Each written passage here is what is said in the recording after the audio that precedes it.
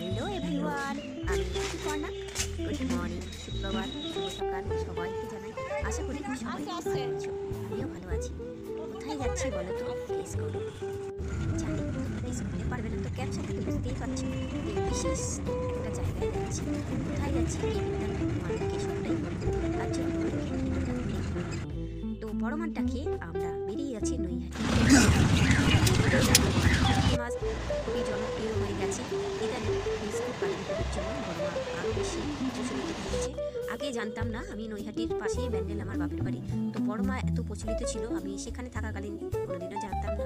তো এখন শ্বশুর বাড়ি থেকে বলতে আমার বাড়ি যেহেতু কলকাতায় গার্ডেন রিচ, সেই গার্ডেন রিচ থেকে বেরিয়ে যাচ্ছি বড় মার উদ্দেশ্যে। বড় মার জন্য বিশেষ কারণে আমি বড় মার কাছে পুজো দিতে যাচ্ছি। আমি জানোই তো, আমার ভিডিও যারা দেখো তারা নিশ্চয়ই জানবে আমি মাসখানিক হলো বৃন্দাবন থেকে ঘুরে এসেছি। তখন আমি খুবই অসুস্থ ছিলাম, হসপিটালে ভর্তি হয়েছিল। সেই কারণে আমার মেয়ের প্রার্থনা বড় মার কাছে আমার মেয়ে। তো বলতে গেলে আমার ছেলেও শরীরটা খুবই খারাপ ছিল পুজোর পরে।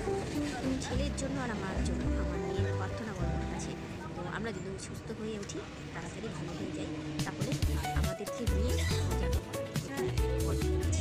তো বড় মার ডাকে আমরা বেরিয়ে গেলাম। ঠাকুর দেবতা পুজো দেওয়া ওটা হালকাভাবে নিও না, ঠাকুরের কাছে যাওয়া বিশেষ ভাগ্যের ব্যাপার বলতে পারো।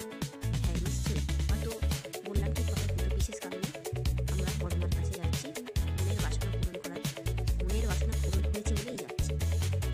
এই দেখো চলে এসেছি নৈহাটি জাংশন, এখানে বড় মার আমরা গিয়ে পৌঁছালাম ভোর 6টা যখন বাজে, তখন আমরা ঘর থেকে বেরিয়েছি। 7:30 ট্রেনটা ধরলাম আমরা ব্রিজ থেকে। আমাদেরই কাছাকাছি আধ ঘন্টার রাস্তা। তো সকালবেলা রাস্তা গাড়ি ঘোড়া চলাটা খুবই মুশকিল, তার মধ্যে তো একটা অটো পেলাম, তো রিজার্ভ করেই চলে গেছি ব্রিজ থেকে। ট্রেন ধরে আমরা সূর্যা এই দেখো এখন বাজে 9:15। তো আমার মেয়ের প্রার্থনা যেহেতু বড় মার কাছে, আমার ছেলের জন্য মা আর খরচাটা খুবই দেবে। তো টোটালি খরচাটা আমার মায়েরই হয়েছে পুজো দেওয়ার জন্য। তো এখানে মায়ের জন্য কাপড়ে কিনেছে, ডালাও নিয়েছে। এটা নৈহাটির গঙ্গাটা বিশাল আকার। তো এই গঙ্গাটা সোজা ত্রিবেণীর দিকেও চলে গেছে।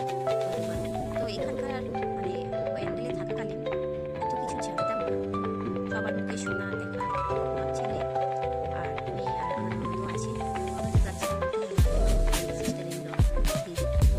সবাই মিলে বলতে আমরা মায়ের দর্শন করবো আর মাকে করে রাখবো, মাকে পুজো দেবো। আমার থেকেও আমার মেয়ে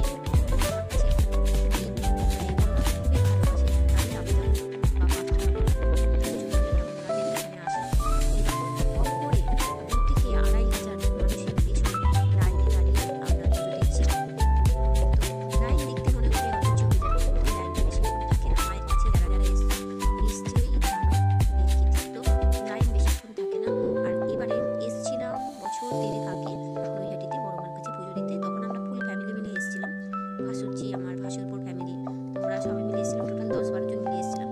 তো সবসময় তো একসাথে আসা হয় না, আর সবসময় একসাথে কোথাও যাওয়াও যায় না।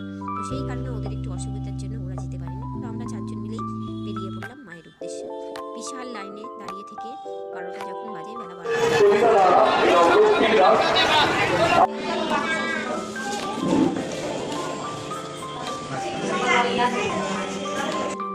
তারপর আমরা পুজো দিয়ে সোজা এখানে কচুরি আর ছোলাটা মিষ্টি মিষ্টি খুবই বিখ্যাত।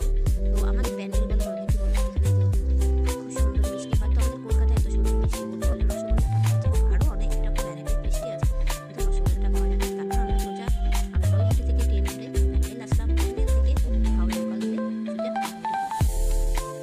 ভিডিওটা